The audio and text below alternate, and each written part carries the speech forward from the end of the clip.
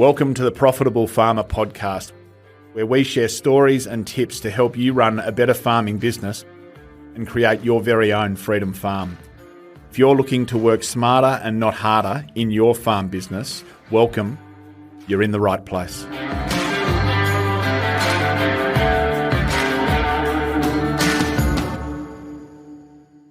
G'day guys, I hope this finds you incredibly well. With Are You OK Day last week, I wanted to have a conversation with you about resilience. And over the next few sessions, I'm going to interview some incredible women of agriculture, and I want to explore this topic in a little bit of detail. And so I see people out there labeling themselves with issues that might not serve them. And so I just want to check in on that, and I absolutely get it that absolutely in our reality there's conditions like bipolar, which is a chemical and even genetic condition linked to depression. And I absolutely feel for people who wrestle with that every day. But then there's things like anxiety and low self-esteem and self-doubt. And there's a form of depression, the other one that I'm aware of, called situational depression, that I reckon most of us will experience at some point in our lives.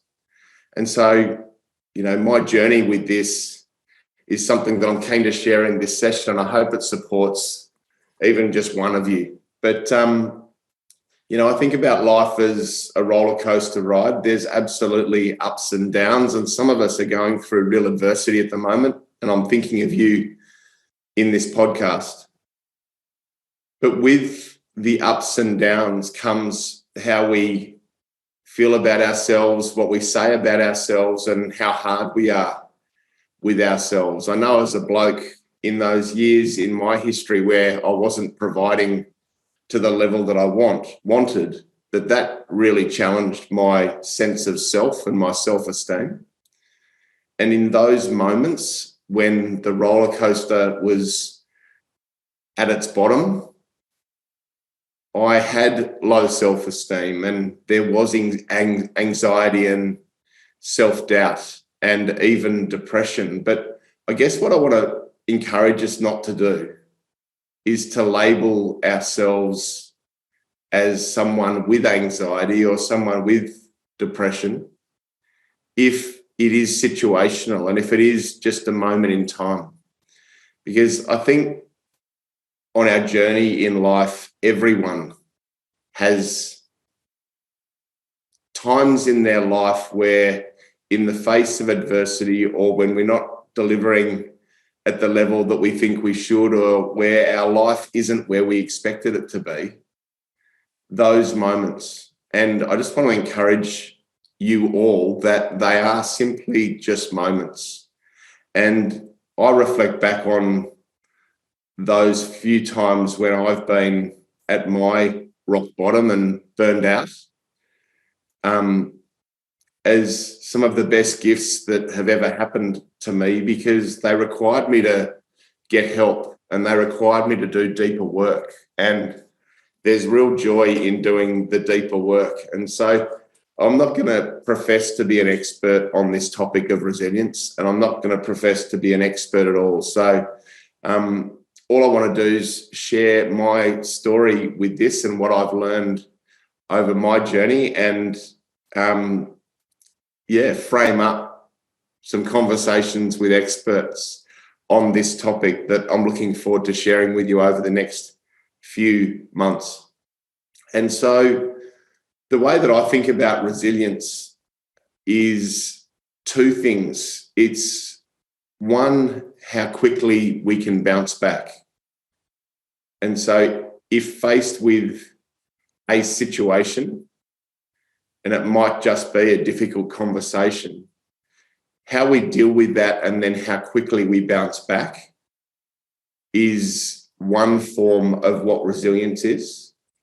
If we have enduring hardship, and that's common in our industry. And I think as farmers, we're more resilient than perhaps many, and we're more resilient than sometimes we give ourselves credit for. But if we've had extended drought or we've had significant floods like so many this year, if we have a challenge in our lives, I think resilience is the mindset with which we navigate that adversity and how we position ourselves for a strong recovery. I've heard it said, and I've spoken to this before, that in life there's post-traumatic stress, and that's the one that we've heard quite a bit about, that we can have a hardship and then our psychology can compound to the negative, if you like, and we go into post-traumatic stress. But there is also post-traumatic growth. And in nature, that plays out like a tree after it's been burned. You get post-traumatic growth where it throws up shoots from everywhere and just recovers in a way not normal. And so when faced with adversity, we've also got the option to do the deeper work and go after post-traumatic growth. The other form of resilience, and I can't wait to speak to a psychologist that we heard speak at our recent alumni conference. She talked about and shared the neuroscience of how the mind works under stress, in burnout, and when under pressure. And if we're not consciously aware of our responses, we can go into fight or flight mode when faced with stress or adversity. That's the amygdala firing in our mind, and it's our psychology and our neuroscience just trying to keep us safe. And some people live in fight or flight most of the time because they're under so much pressure and feeling so much stress. But once you learn the neuroscience of how the mind works under stress, and then how to regulate that and how to self-manage and how to then quieten the amygdala and engage the two parts of the brain that can help you stay calm, stay composed, critically think and move forward, there's resilience in that, so that when we're faced with adversity, we can consciously make steps to have our minds work in our favour. And I just think I think it's so interesting. I'm fascinated by the neuroscience of leadership and the neuroscience that's behind psychology. And so I'm looking forward to interviewing Maria Roberto in a future podcast. And so on this topic of resilience, I want to share a metaphor with you. When I meet someone, or when you meet me, or we do meet someone for the first time, what we see of them is just the tip of the iceberg. And so we see their behaviour, we see their decisions, or we see their reality as a function of their decisions and their actions, and we might get a sense of the results that they're getting. That's the stuff that we see above the surface. But what we don't see is the 90+% of the iceberg that's under the surface. And if we want to build our resilience, I love this concept that we've got to build out what's under the surface. And so at the shallowest level, what's under the surface are our skills. And so at Farm Owners Academy, we talk about how so many farmers are really strongly technically trained. But there's so many skills as CEOs and leaders to significant farming businesses that we haven't learned. And so in the intro, I'm going to share an image that talks about some of the skills that we've got to go to work on in order to build out our resilience as a leader and as a CEO and as a farm business owner. And so we talk about big picture skill set and tiny detail skill set. If you think about that top and bottom, and then left and right, we've got left brain and right brain skills. And so big picture right brain skills are all about vision, strategy, inspiring others, and innovation. Big picture left brain is all about the quality of our planning skill set, how well we are at implementing and executing, systemization and delegation. And then more tiny detail right brain activities are about staff management, marketing, negotiation, influence, communication skills. And then bottom left is all about risk management, project management, problem solving, financial acumen, and financial literacy. And so the four quadrants of the skills that we need, if you like, are around leadership, are around imagination, are around relationships and communication, and around analysis. So they're the skills we need to build out if we want to be more resilient as a business owner.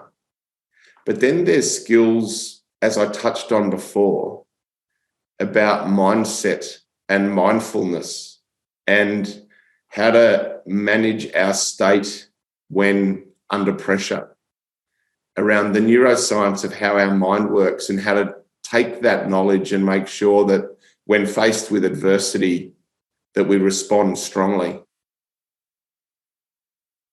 And so we've got to consciously and constantly be working on our skills if we want to build out what's under the surface. The next level down of the iceberg are our values.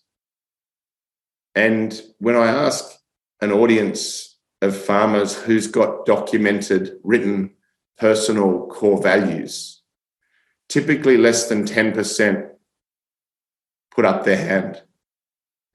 And I've heard it said that he with the strongest sense of core values wins in an influence, in a negotiation, in business, in leadership. And so it was a wonderful exercise that I was asked to do when I was learning how to be a business coach, was to sit down and write down what were the core values that I wanted to stand for or live my life by.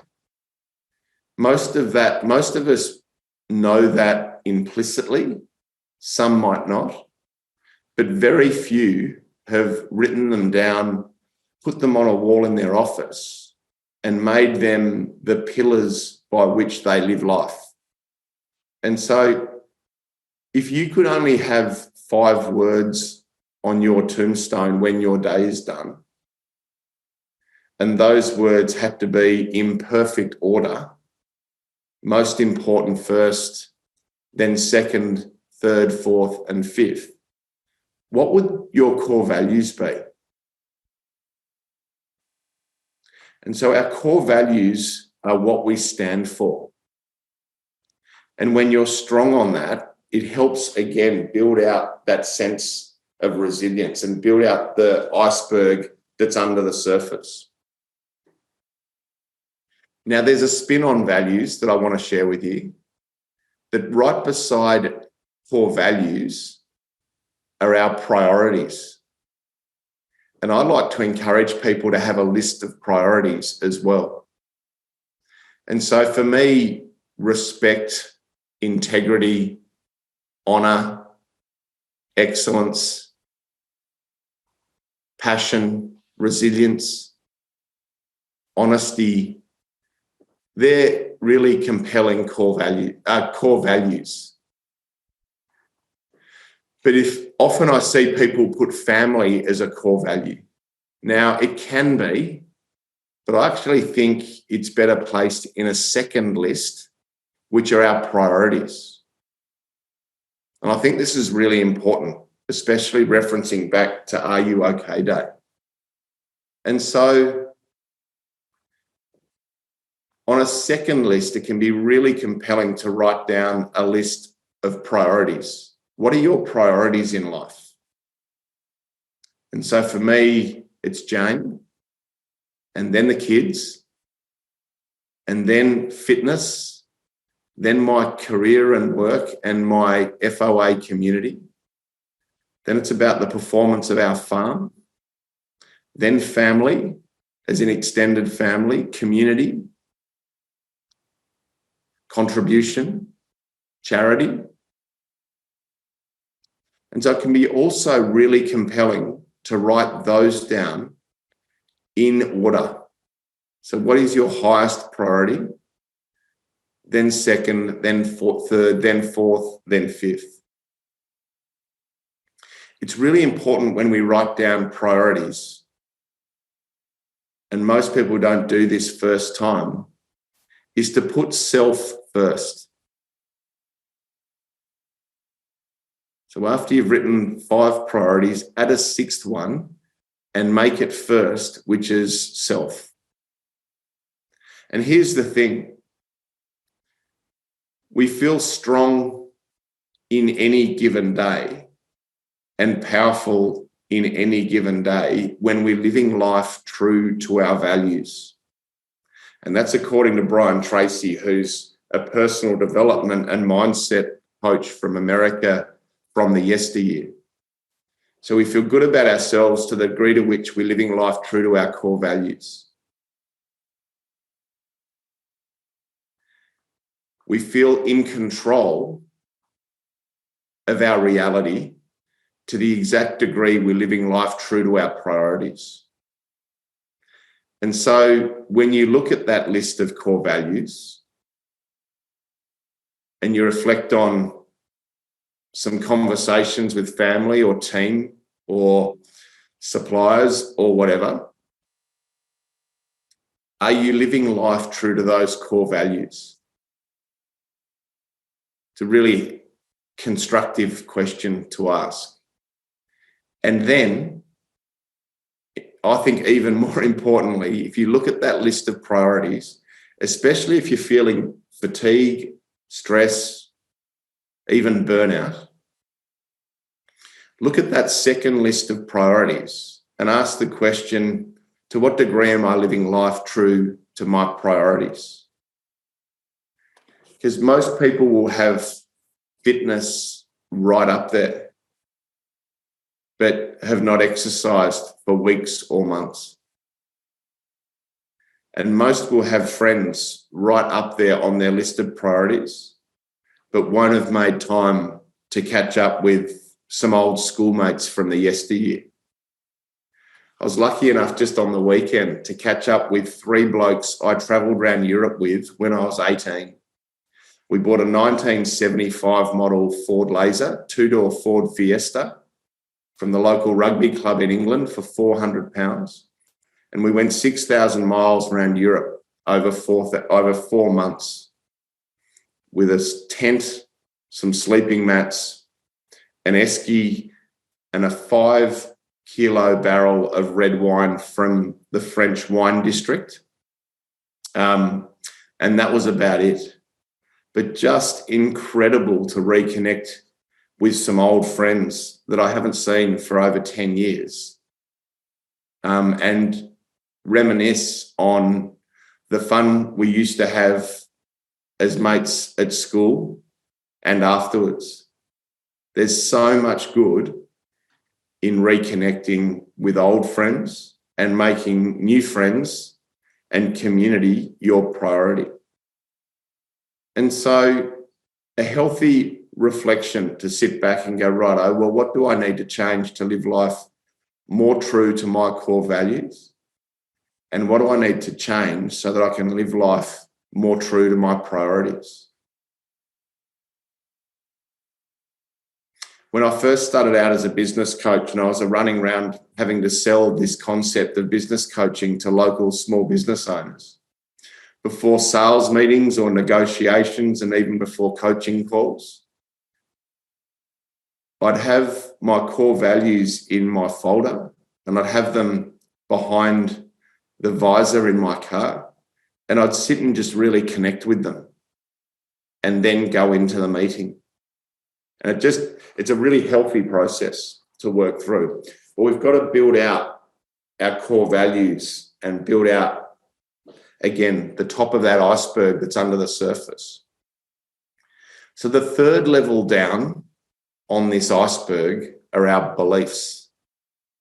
And for me, this is where the rubber really starts to hit the road. That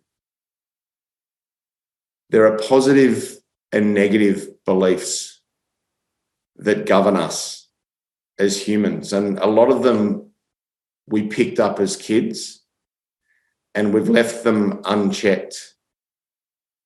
And so a belief, and the best definition of what a belief is, and you might like to write this down, is something that I hold to be true. And so I'll give you my example. Growing up on our family farm, and it was a cracking farm. Dad was a great farmer. 2 workmen, Barry and Trev, were with us for 30 plus years each. 2 older brothers in Simon and Jono. Lots of male dogs. And then there was Mum, who was a wonderful support. But it was a very masculine reality for a young bloke. And being the youngest, I was also the weakest, the dumbest, the most useless, the most clumsy, the slowest, and the list goes on.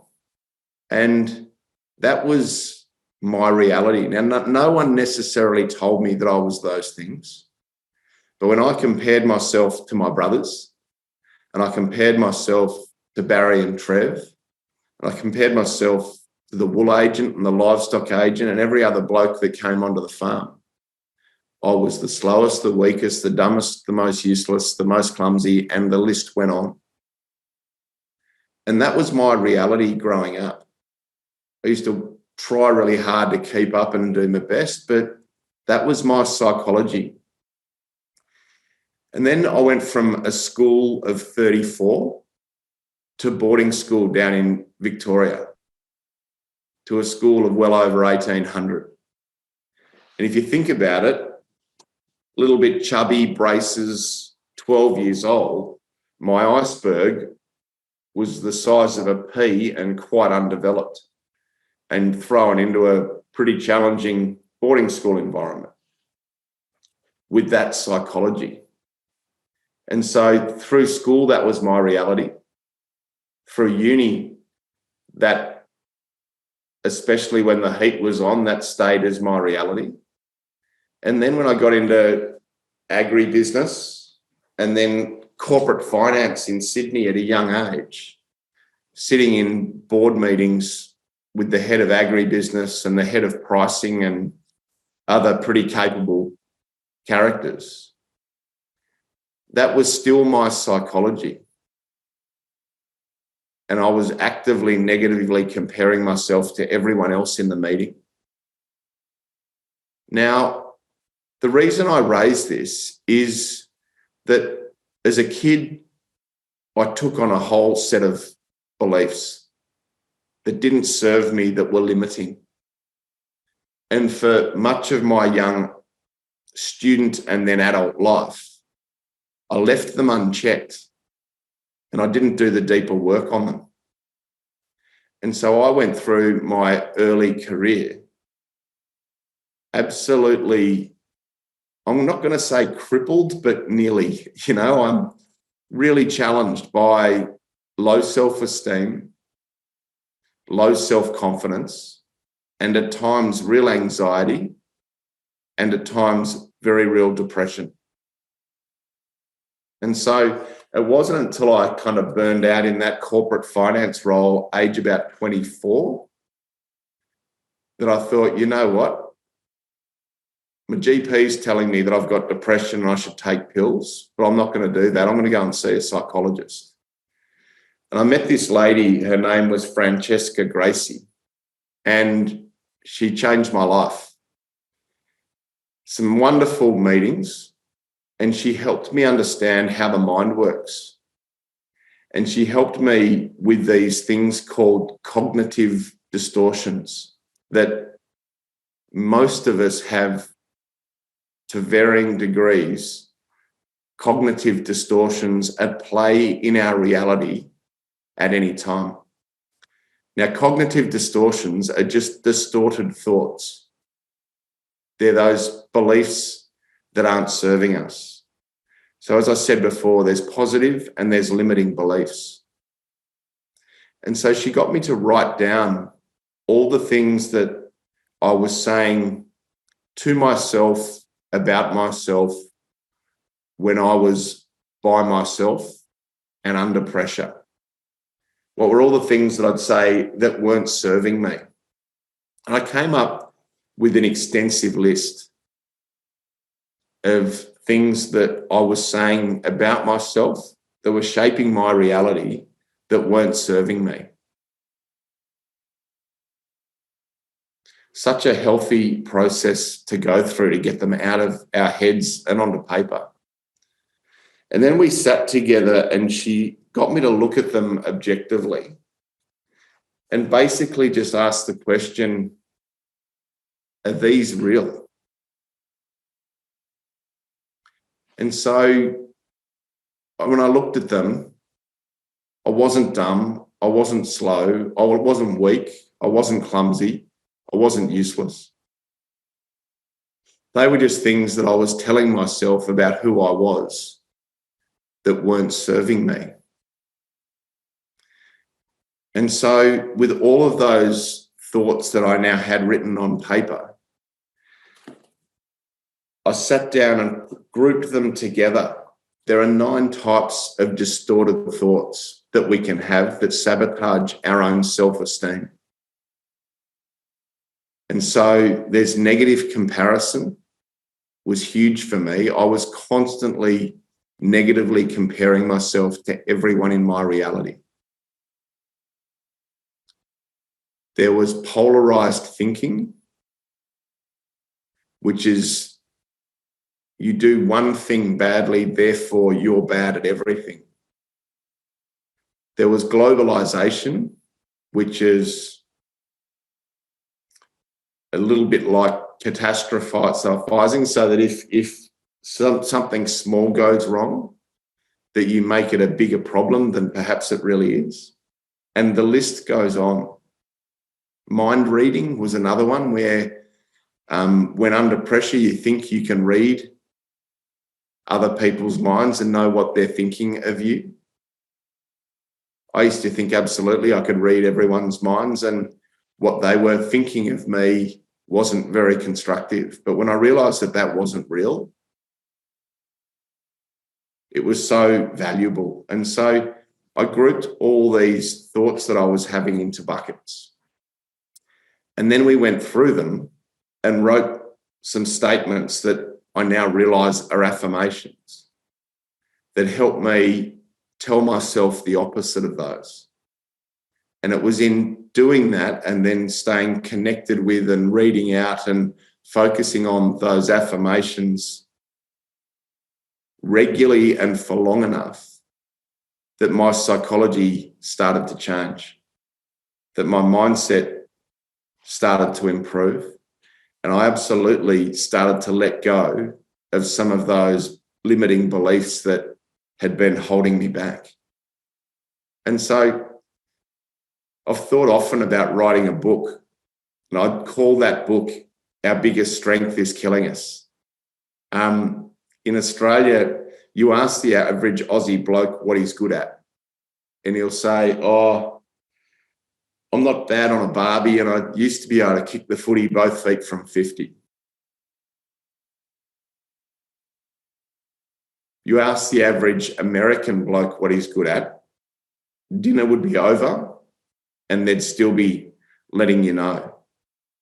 I guess my point is, in Australia, we live in a really humble, kick around culture, which I think is wonderful. But it can be a bit of a self-defeating culture. How you going? Oh, not too bad, thanks. What do you know? Not much. Whereas the Americans live in a really self-affirming culture I'm not saying theirs is better than ours, but I'm just saying that if the culture or the environment that we're in is somewhat modest, humble, and self-defeating, then, and this is my key point, rather than being our own harshest critic, which is what most of us are, who is your harshest critic? It's you, right? So if I'm my own harshest critic, maybe what I need to be or become is my own biggest advocate. Because if the culture that we're in is self-defeating, then the psychology that we navigate life with has to be even more self-affirming. And so our mind, and this is something that I continue to learn about, is just a supercomputer.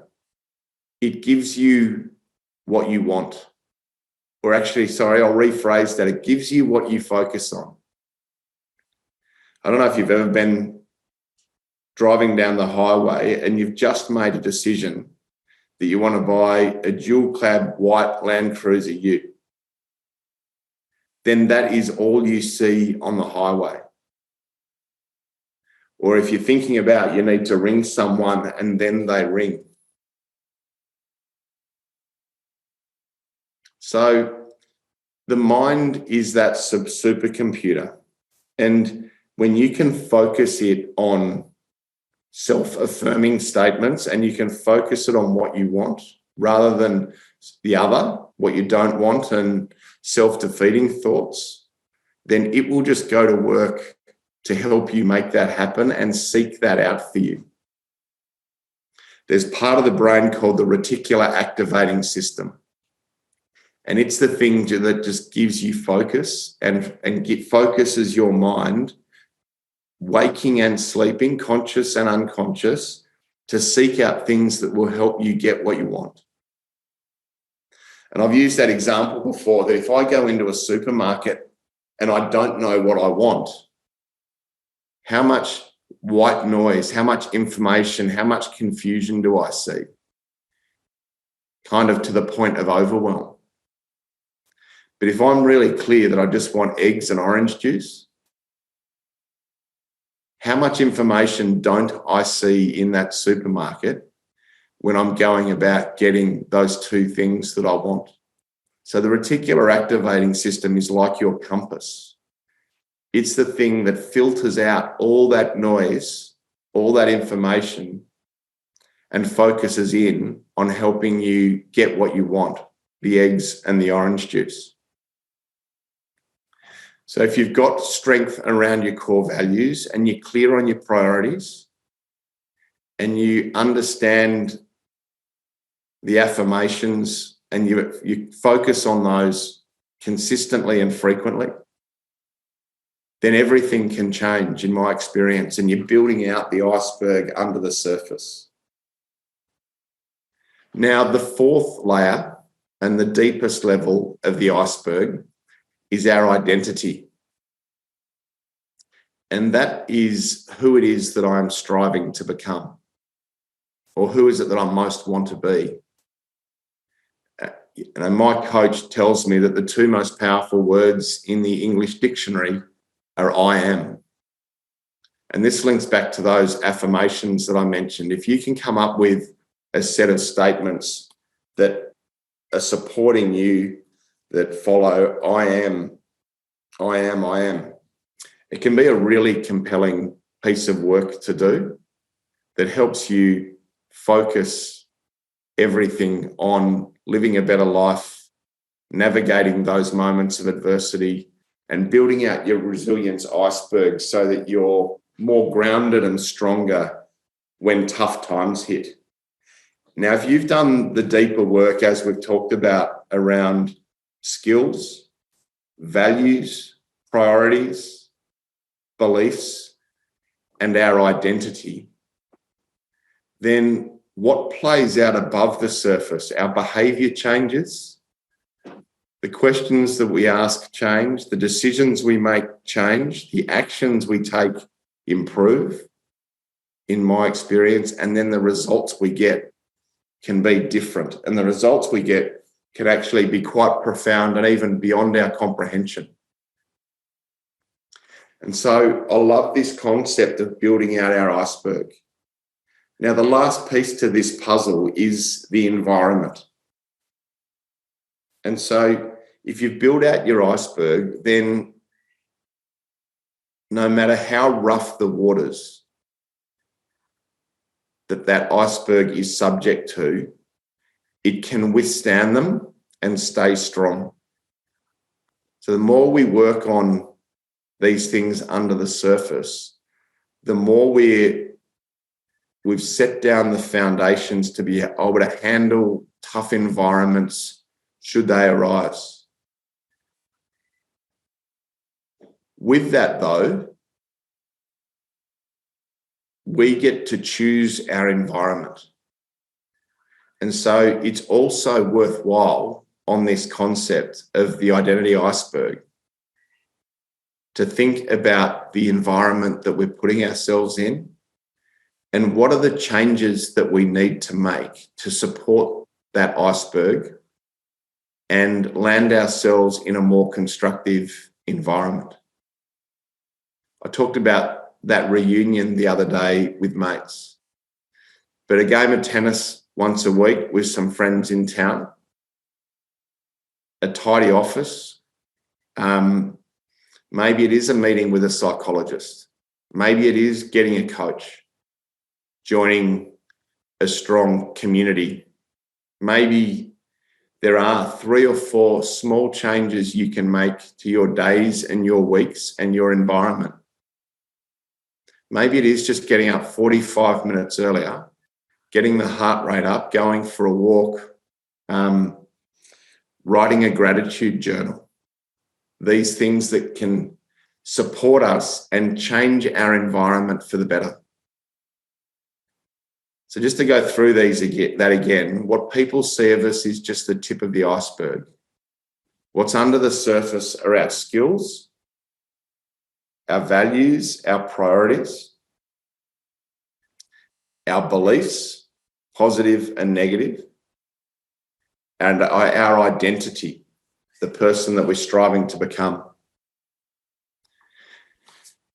That iceberg is in an environment, and we've got to make sure that we're nurturing and looking after the environment we're in and making positive changes to our environment so that the things that play out for us above the surface, our behavior, our questions, our decisions, our actions, can be optimal and at their best. And if they are, then the results that we get can be beyond our comprehension. I want to make the point, guys, that this is true in farming as in anything. And our Platinum Mastermind and alumni members are proving this every day. That in farming, I get it that we can't control the weather, and I get it that we can't always control the price that we receive. But we can control everything else, including the things that I've spoken about today. And so if any of you are feeling overwhelmed about your reality and you're feeling out of control, just check in on that, because there is actually so much that we can control. There's really only a couple of things that are beyond our control in this game. And so just because you might have experienced anxiety, navigated low self-esteem, and even had depression, it doesn't make it your label for the future necessarily. Now, for some, it might be the case that you need that diagnosis and you need for that to be the managing of that to be your reality into the future. And I completely understand that. But for many of us, I've had those things, but that's not who I am in the future. I love that concept of identity and that iceberg, that bottom bit that is identity. There's the identity of yesterday, there's the identity of today, and there's the identity of tomorrow. And again, if we leave it unchecked and we don't work on it, we can by default live by the identity of yesterday, where we're playing out some significant challenges with the beliefs and the mindset of how we were when we were younger. Doesn't necessarily get us optimal results.